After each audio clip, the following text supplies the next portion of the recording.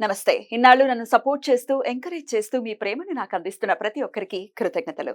అలాగే ఈ వీడియో కూడా ఖచ్చితంగా మీకు ఉపయోగపడుతుంది. లైక్, షేర్ అండ్ సబ్స్క్రైబ్ చేసి మీ సపోర్ట్‌ని నాకు అందించండి. అలాగే ఈ వీడియో పట్ల మీకున్న అభిప్రాయాన్ని కామెంట్ సెక్షన్‌లో కామెంట్ చేసి తెలియజేయండి.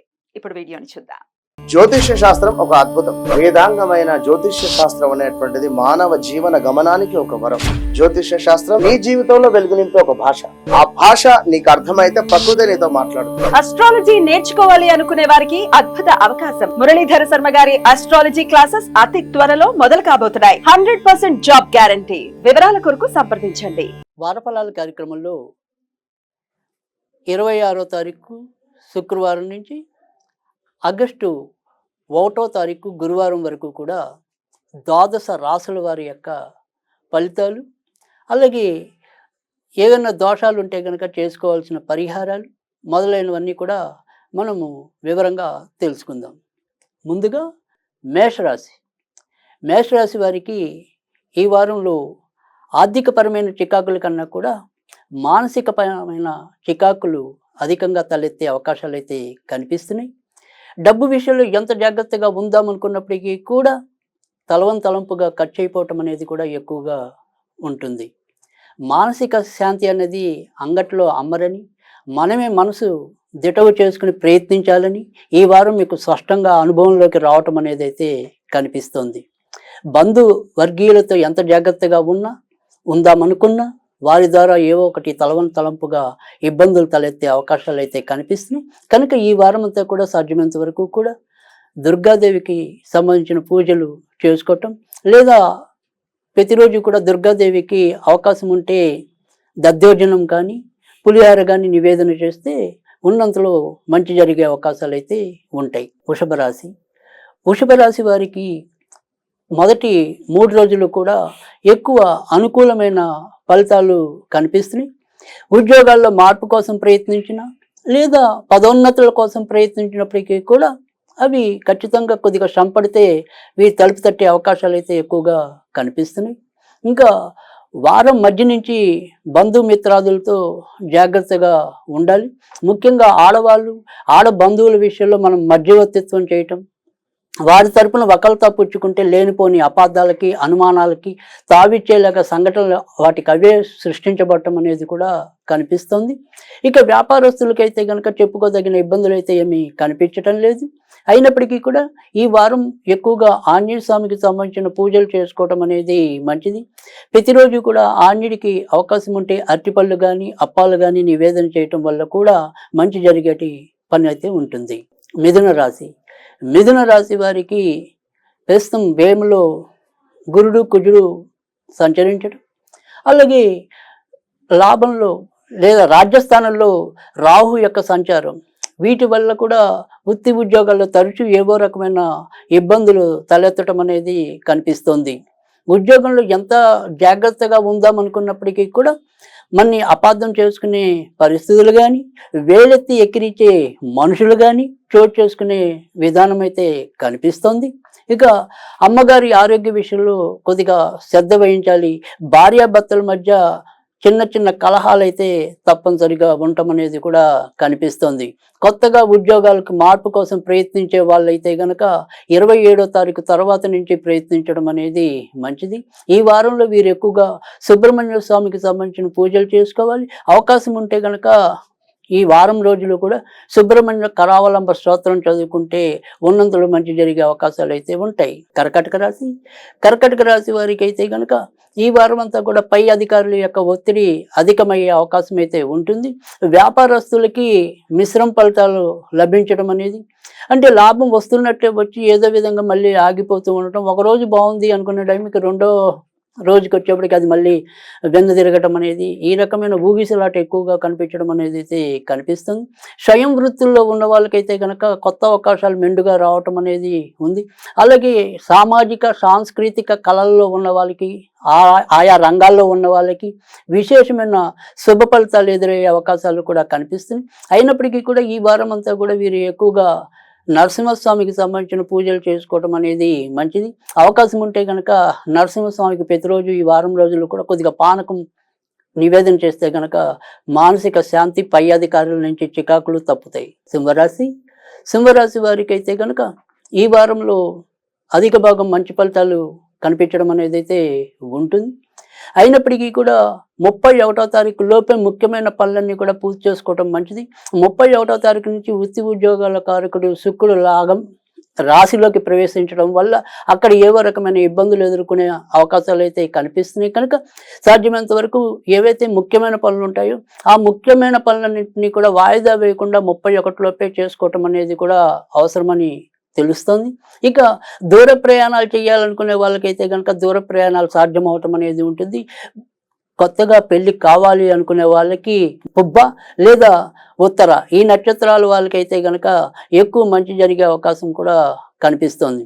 ఏదైనప్పటికీ కూడా చేసే వృత్తి ఉద్యోగాల్లో అయితేనేమి, ఇంట్లో ఉండే మానసిక ఆందోళన కోసం అయితేనేమి ఈ వారం అంతా కూడా వీరు వినాయకుడికి సంబంధించిన పూజలు చేసుకోవటం అనేది మంచిది.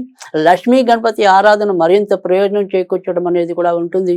ఈ వారం అంతా సాధ్యమంత వరకు కూడా లక్ష్మీ గణపతికి మనం ఇంట్లోనే ఏదైనా సరే బెల్లం కానీ, తొక్కుడు లడ్డు కానీ నివేదన చేయటం వల్ల కూడా మంచి జరిగే విషయం అయితే ఉంటుంది. కన్యారాశి వారికి అయితే గనక ఏదైనా సరే కోర్టు పరమైన సమస్యలు ఉంటే గనక ఆ సమస్యల్లో వీరికి ఈ వారంలో కొంతవరకు అనుకూలమైన ఫలితాలు లేదా వీరికి అనుకూలకంగా తీర్పులు వచ్చే అవకాశాలు అయితే కనిపిస్తున్నాయి.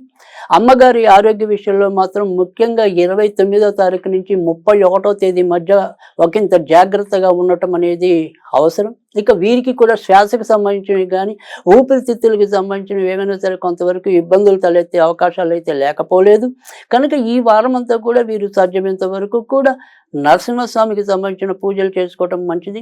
అలాగే అవకాశం ఉంటే కనుక నరసింహస్వామికి ప్రతిరోజు కూడా కేసరి నివేదన అనేది మంచి ఫలితాలు ఇస్తుంది. తులారాశి వారికి అయితే కనుక ఈ వారంలో అధిక భాగం మంచి ఫలితాలు కనిపిస్తున్నాయి.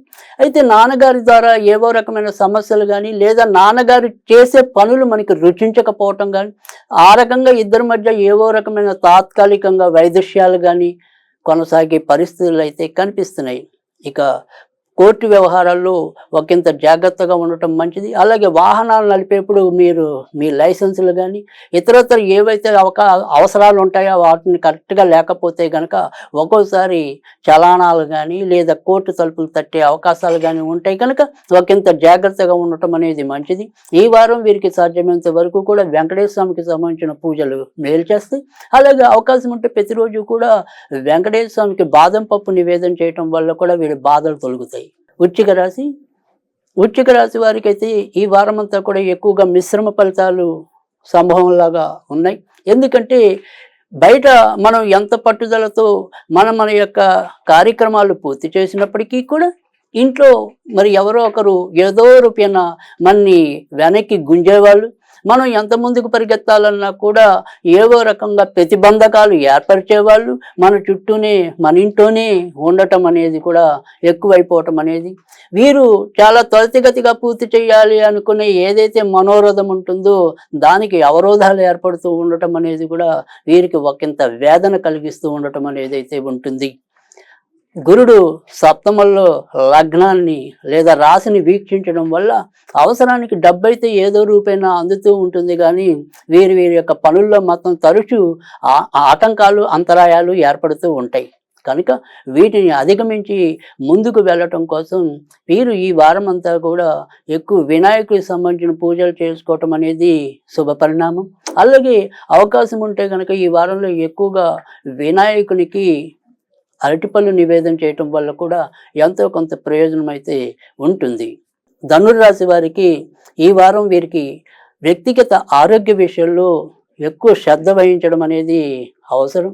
ముఖ్యంగా దీర్ఘకాలిక రోగాలు ఏవో రకంగా పొడసూపటం, అలాగే ఒక్కోసారి ఎప్పటికప్పుడు ఏవైనా సరే మనకి సామాజికంగా వచ్చే అంటే వైరస్ కానీ ఇలాంటి వాటి పరంగా వచ్చే ఏవైనా సరే అనారోగ్యాలు కూడా అప్పటికప్పుడు ఎదురయ్యే అవకాశాలు కూడా కనిపిస్తున్నాయి. కనుక ఇటు ఆర్థిక విషయాల్లో పెద్దగా చెప్పుకోదగిన ఇబ్బందులు అయితే ఉండవు, కానీ ఆరోగ్యపరంగా మాత్రం ఒకటి వదిలితే ఇంకోటి, ఇంట్లో మనకి బాగుంటే ఇంకోళ్ళకి బాగుండకపోవటం, ఈ రకంగా మాత్రం ఇబ్బంది పడటం అనేది అయితే ఎక్కువగా కనిపిస్తుంది. ఇక స్వతంత్ర వృత్తుల్లో ఉన్న వాళ్ళకైతే కనుక ఈ వారంలో అనుకోకుండా వారి యొక్క సంకల్పాలు నెరవేరే అవకాశాలు కూడా లేకపోలేదు.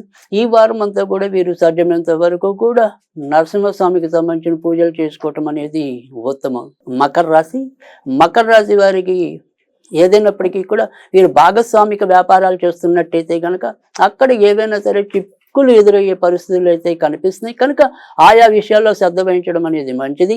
భార్యాభర్తలకు కూడా ఇతరుల రూపేణా అంటే స్నేహితుల వల్ల కానీ బంధువుల వల్ల కానీ అక్కడ వారికి ఎదురయ్యే అనుభవాల వల్ల కానీ ఇద్దరి మధ్య ఏవో రకమైన వాద ప్రతివాదాలు కొనసాగే అవకాశాలు అయితే కనిపిస్తున్నాయి. ఇక మొదటి సంతాన పరంగా ఏవైనా సరే కొన్ని శుభవార్తలు ఈ వారంలో వినడానికి అవకాశం ఉంది. లేదా వారి యొక్క అభివృద్ధికి మనం చేసే ప్రయత్నాల్లో పెద్దగా ఇబ్బందులు లేకుండా సాఫీగా ముందుకెళ్ళిపోయే పరిస్థితులు అయితే కనిపిస్తున్నాయి. ఇక ఈరోజు వీరు ఈ వారంలో ముఖ్యంగా ఏదైనా కూడా 27వ తారీఖు, తరువాత 30వ తారీఖు, 1వ తారీఖు వీరికి ఎక్కువగా శుభ ఫలితాలు ఇస్తాయి. కనుక ఏదైనప్పటికీ కూడా ఈ ముఖ్యమైన పనులన్నింటినీ కూడా ఆయా తేదీల్లో చేసినట్టయితే కనుక మరింత మంచి జరిగే అవకాశం అయితే ఉంటుంది.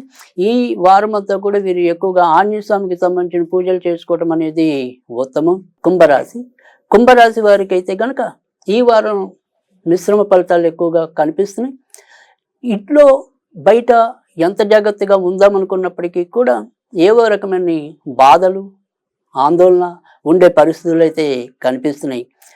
ఏ పని చేద్దాం అనుకున్నా కూడా ప్రతి పని వాయిదా పడుతూ ఉండటం, దగ్గర దాకా వచ్చి అయిపోతుంది అనుకున్న తరుణంలో అది వెనక్కి వెళ్ళటం, ఈ రకంగా ఎక్కువగా బాధ పెట్టడం అనేది కూడా కనిపిస్తుంది. పూర్వభద్ర శతభిష నక్షత్రాల వారు ఆరోగ్య విషయంలో కూడా తగినంత జాగ్రత్తగా ఉండాలి. ఏది పడితే అది తినేయటం, తర్వాత బాధపడటం, ఆ తర్వాత ఇంకో రకంగా మరి డబ్బులన్నీ ఖర్చు అవటం, ఈ రకమైన పరిస్థితులు అయితే ఎక్కువగా ఉంటే కనుక ఈ జీవ చాపల్యాన్ని కొంతవరకు తగ్గించుకుంటూ ముందుకెళ్ళటం అనేది ఈ వారం చెప్పదగిన సూచన. ఈ వారం వీరు సాధ్యమైనంత వరకు కూడా దుర్గాదేవికి సంబంధించిన పూజలు చేసుకోవటం అనేది మేలు చేస్తుంది. మీనరాశి వారికి అయితే కనుక ఈ వారంలో అత్యధిక భాగం మంచి ఫలితాలు ఉంటాయి. దైవిక అనుగ్రహం వీరికి అవకాశాలు అయితే మెండుగా కనిపిస్తున్నాయి. చేసే వృత్తి ఉద్యోగాల్లో కూడా వీరి యొక్క మనోకామనలన్నీ కూడా ఫలించడం అనేది అయితే కూడా కనిపిస్తుంది. అయినప్పటికీ కూడా ఈ వారం అంతా కూడా వీరు సుబ్రహ్మణ్య స్వామికి సంబంధించిన పూజలు చేసుకోవటం అనేది ఉత్తమం.